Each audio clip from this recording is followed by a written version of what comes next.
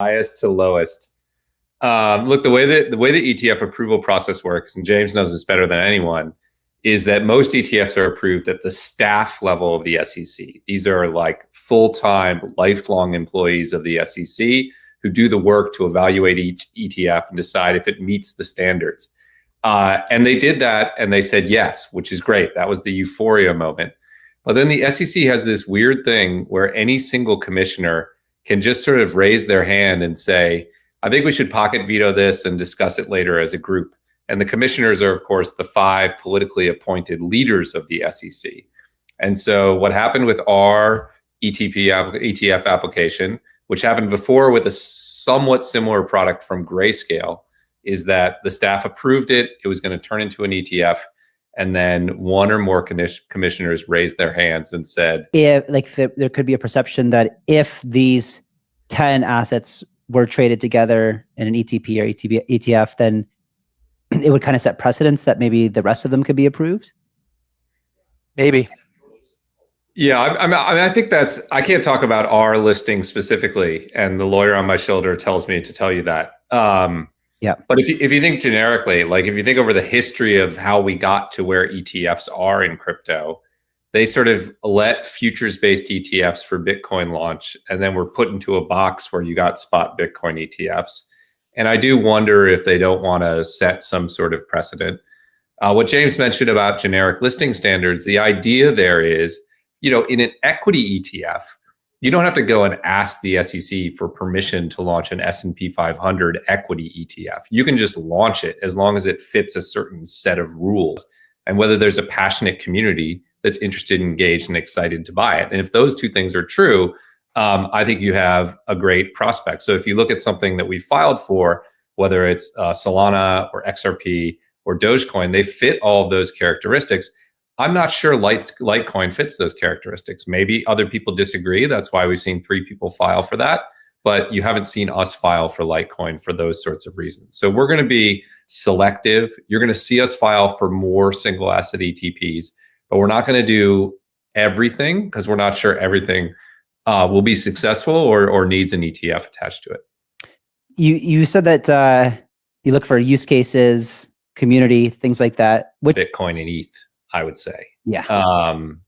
It is the case that there are many TradFi investors that are crypto curious. So if you go to a large financial advisory firm with 100 people at it, you're going to find someone who's a complete degen, and they can go toe to toe with you on any asset in crypto, and they're on crypto Twitter all the time, and you probably even know them. They're probably an anon that you don't know, but they're behind the scenes, they're a financial advisor managing a few $1 billion. So those people do exist.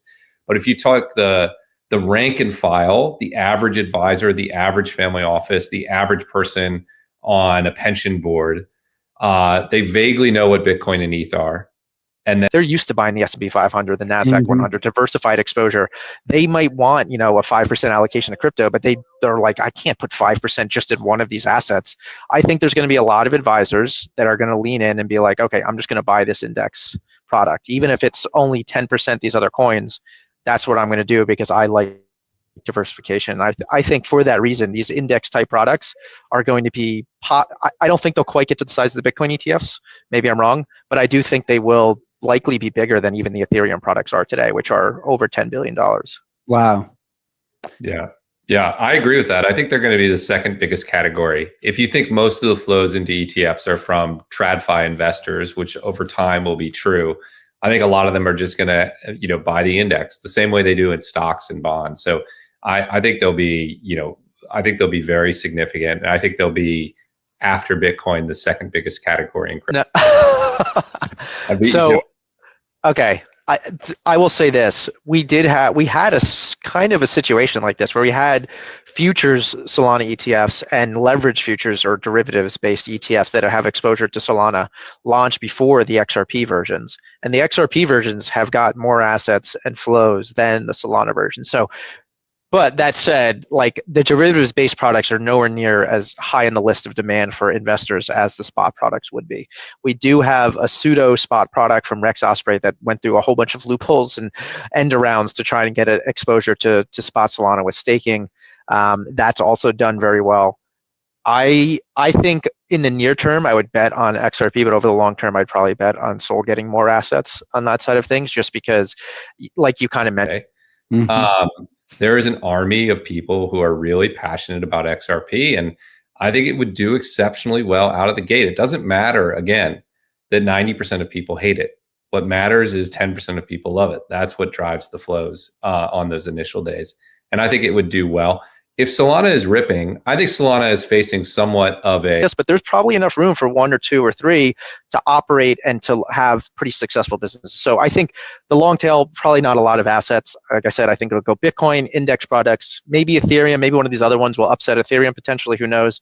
And then everything else will be a little bit smaller. But that also depends on, like, you know, the demand and growth of the underlying protocol. So our view is just right now it's mostly Bitcoin, maybe the index products, and then everything else, and Ethereum, and then everything else is probably going to be a lot smaller than what we've seen on the Bitcoin side of things.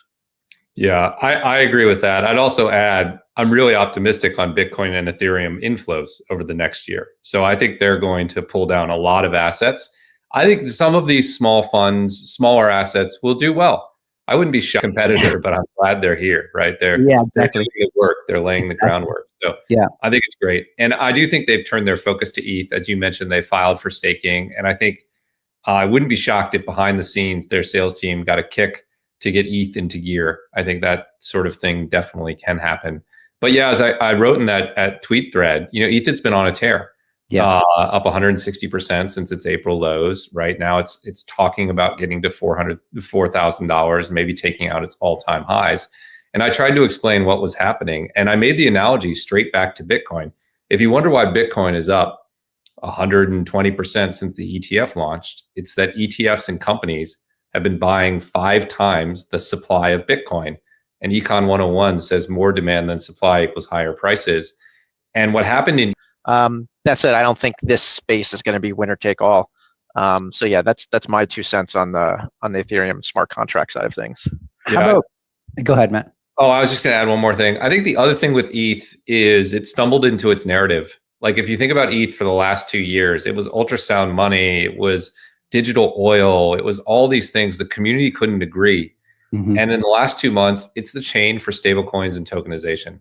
Yeah, and that sells to TradFi. They want exposure to stablecoins and tokenization. They don't care about value. They want exposure to that growth. And ETH has become that, and it's simplified the narrative. And I think that will carry it for, you know, at least another year. I think that's going to be the story on ETH. What do you guys think about the part of the question about BlackRock and a silver ETF, but they don't have a palladium ETF or a platinum ETF, and other issuers provide that. So this top of market strategy is something that's fairly common to BlackRock. $1 billion fund doesn't move the needle for Larry Fink. It definitely gets me making an extra cup of coffee at Bitwise. So we have different numbers of commas that we worry about.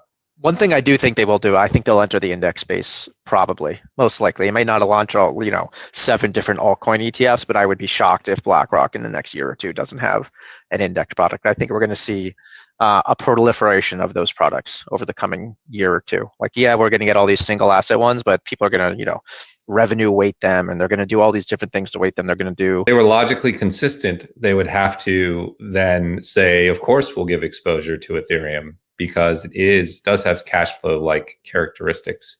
I don't think they'll be logically consistent on this. Look, Vanguard is a company that moves. It's an incredible business. It's done a lot of good for the world, but it moves 5 to 10 years behind the vanguard of finance, ironically. As an example, which James knows well, you could have played that same clip about ETFs from Vanguard in the early days of ETFs. Vanguard said ETFs are terrible. They encourage short-term trading. People should just buy mutual funds. Now, today, they're one of the largest ETF managers in the world. Vanguard will eventually get to Bitcoin.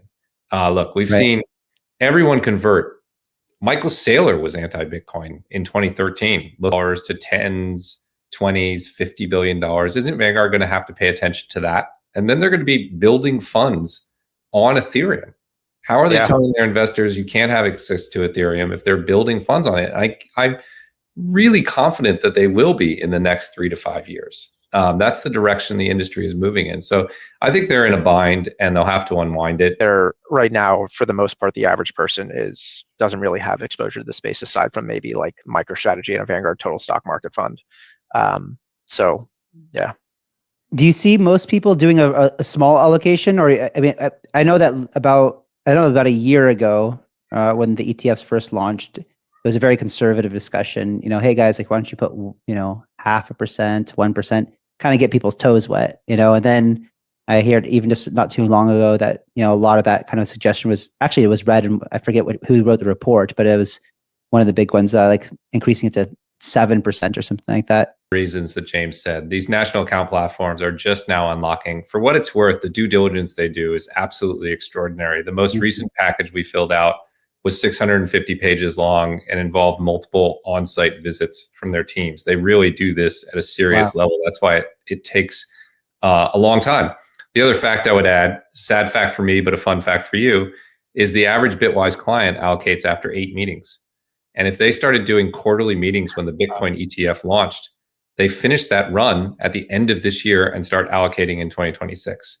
These people just move slower than crypto retail is used to. And so I think we'll set a new record for flows this year. I think we'll set a new record for flows next year, and so on. On the 4-year cycle, I bet 2026 is an up year. My thesis is that the fact... Like, subscribe, and turn on notifications. Support the channel by liking this video, subscribing, and enabling post notifications for more content on crypto and digital assets. Check out our other videos and share your thoughts in the comments below. Your engagement helps with the YouTube algorithm